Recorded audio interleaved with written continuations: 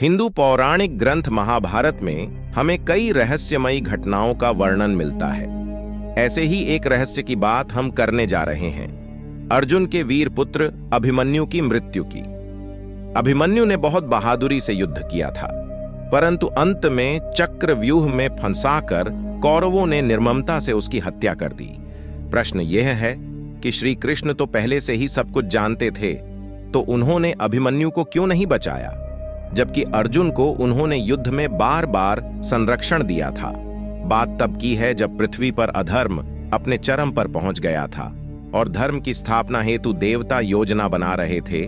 धर्म की रक्षा के लिए भगवान विष्णु ने कृष्ण का अवतार लेने का निश्चय किया। तब ब्रह्मा जी ने अन्य देवताओं को ये आदेश दिया कि वे भी पृथ्वी पर धर्म की स्थापना हेतु श्री कृष्ण की सहायता करेंगे, और इसके लिए सभी देवताओं को या तो अपने अंश अवतरित करने होंगे या उनके पुत्रों को पृथ्वी में जन्म लेना होगा। सभी देवता गण अपना अंश या अपने पुत्रों को पृथ्वी पर अवतरित करने के लिए सहमत होते हैं, परंतु जब चंद्रदेव को पता चलता है कि उनके पुत्र वर्चा को भी पृथ्वी पर जन्म लेने का आदेश मिला है, तो वे व्याकुल हो गए और इस आदेश का विरोध करने लगे। वे अपने पुत्र से दूर नहीं रह सकते थे, परंतु सभी देवताओं ने उन्हें समझाया कि ये परम पिता ब्रह्मा का आदेश है, जिसे उन्हें मान्य करना ही होगा, और धर्म की स्थापना के लिए कार्य करना सभी देवताओं का कर्तव्य है। सबकी बात सुनकर चंद्रदेव वर्चा के अवतरण के लिए सहमत हो गए, पर उन्होंने एक शर्त रखी।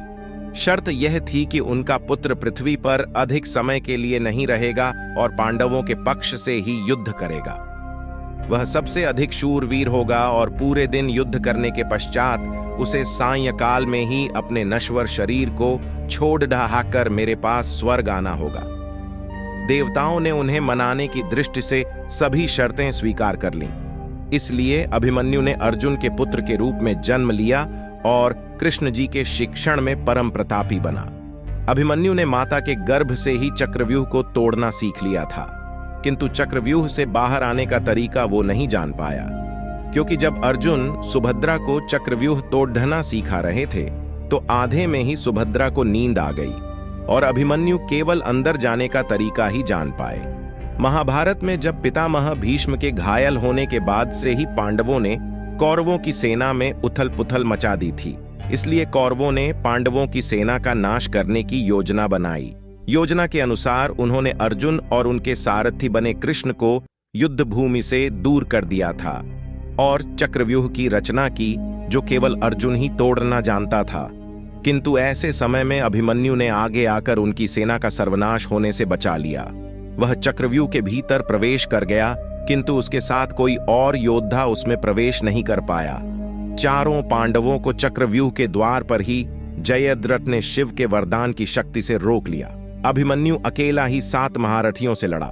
वह घायल होकर भी लड़ता रहा, हार नहीं मानी, और जब अभिमन्यु के हाथ से शस्त्र भी टूटकर गिर गए तब भी वह रथ के पहिए से लड़ता रहा, और ऐसे ही सायकाल तक लड़ते लड़ते उसके शरीर से रक्त की हर एक बूंद भूमि पर गिर गई और वह वीर गति को प्राप्त हुआ।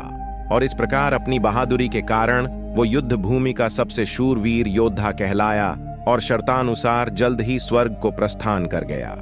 यही कारण था कि श्री कृष्ण ने सब कुछ जानते हुए भी अभिमन्यु के प्राणों की रक्षा नहीं की और उसकी नियति में कोई बाधा उत्पन्न नहीं की।